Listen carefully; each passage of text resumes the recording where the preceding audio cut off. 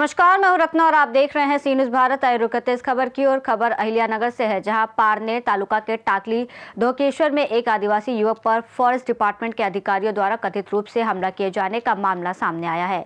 नांदगांव निवासी सचिन देवराम माधे की गंभीर चोटें आई हैं और SC/ST अत्याचार निवारण अधिनियम के तहत संबंधित अधिकारियों के खिलाफ केस दर्ज करने की मांग उठी है।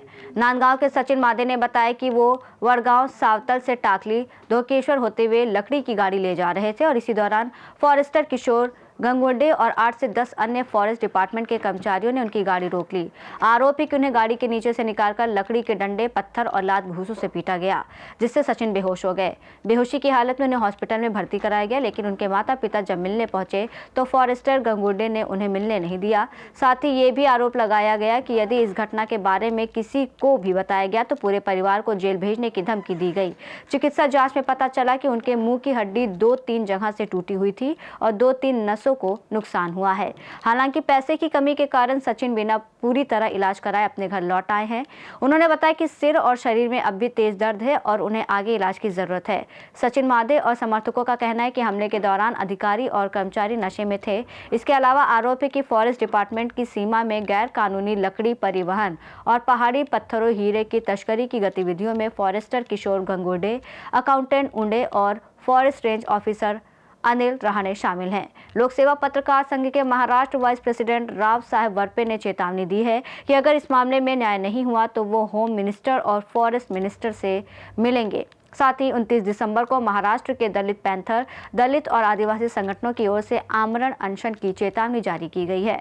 रोजी पहाटे 3 ते 3:30 वाजेच्या सुमारास मी सचिन देवराव मध्ये राहणार नांदगाव तालुका जिल्हा अहमदनगर येथे रहिवासी असून मी ढोकेश्वर टाकळी परिसरात वडगाव सावताळ येथून लाकडाची गाडी घेऊन जात असताना मला वन अधिकारी किशोर गांगर्डे व इतर अधिकारी यांनी मला पकडले व मला पैशाची मागणी करू लागले। माझ्याकडे पैसे नाही असे म्हणतात त्यांना राग अनावर झाल्याने किशोर गांगुर्डे यांनी लगेच खाली वाकून दगड उचलून माझ्या डोक्यात मारला। त्यानंतर मी बेशुद्ध झाल्यानंतर मला ढोकेश्वर टाकळी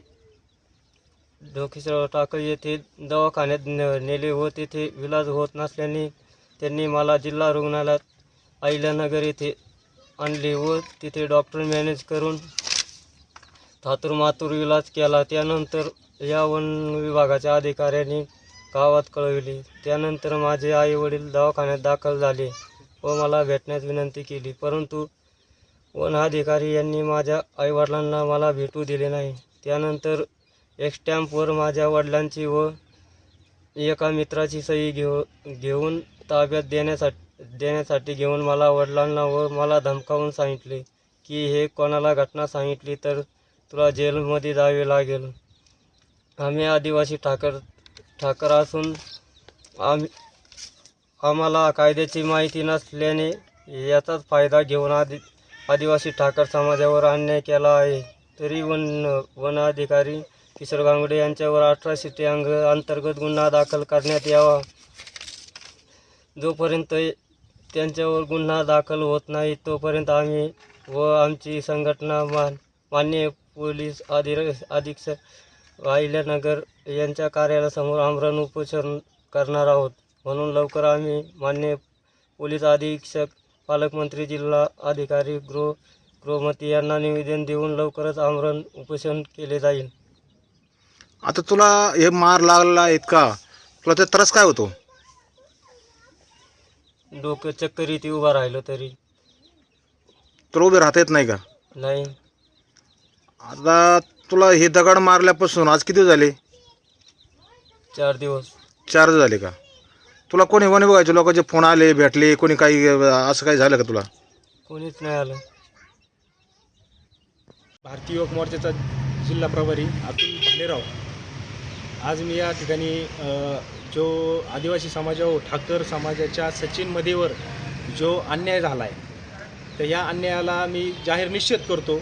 सर्वप्रथम भारतीय राज्यघटनेनुसार 5वी आणि 6वी अनुसूचीनुसार जल, जंगल, जमीन ह्या सर्व गोष्टीवर आदिवासी समाजाचा अधिकार बाबासाहेबांनी इतर हक्कामध्ये दिलेला आहे। तरी या गोष्टीचा जो जरी तो गुन्हेगाराच्या तुम्ही वन अधिकाऱ्याच्या म्हणण्यानुसार तो गुन्हेगार आहे, पण अमानुष जे हाणमार केली आज त्याचा मृत्यू देखील सुद्धा होऊ शकतो. त्या डोक्यात दगड टाकल्या बनते. त्याच्या डोक्यामध्ये दगड मारला गेला आहे.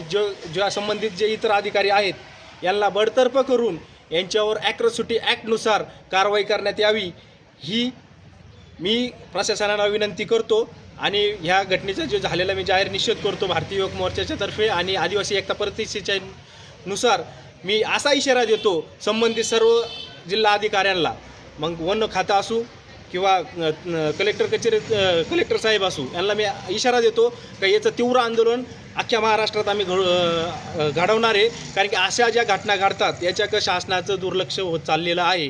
याला आवाज उठवायला सर्वसामान्य जनतेचा आवाज उठवणारा वालीही उरलेला नाही आहे. या ठिकाणी जी तस्करी होती याला कारणीभूत कोण आहे हे सगळ्यात महत्त्वाची गोष्ट. याच्या पाठीमागं शासनाने याचा पोलिसांनी सदर चौकशी करून यांच्यावर गुन्हे दाखल करावे. तुमची इथून पुढे दिशा काय असेल?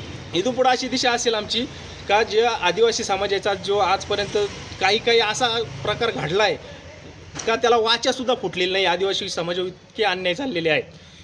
सचिन नावाचा मुलगा जो आहे नांदगाव तालुका नगर इथला, त्याच्या डोक्यात दगड मारला आणि त्याला हॉस्पिटलमध्ये काढून दिलं आहे. अशी प्राथमिक माहिती आहे की डॉक्टर मॅनेज करून ह्या अधिकाऱ्यांनी त्याला आईवडिलांच्या स्वाधीन केलं आहे. पण आईवडिलांना ज्या टायमाला ते आले असताना भेटायला त्या टायमाला आईवडिलांना भेटून दिलं नाही आणि स्टॅम्पवर काहीतरी लिहून घेतलं आणि नंतरच त्यांचा मुलगा त्यांच्या स्वाधीन केला. तुम्ही याच्याकडे कसं पाहता?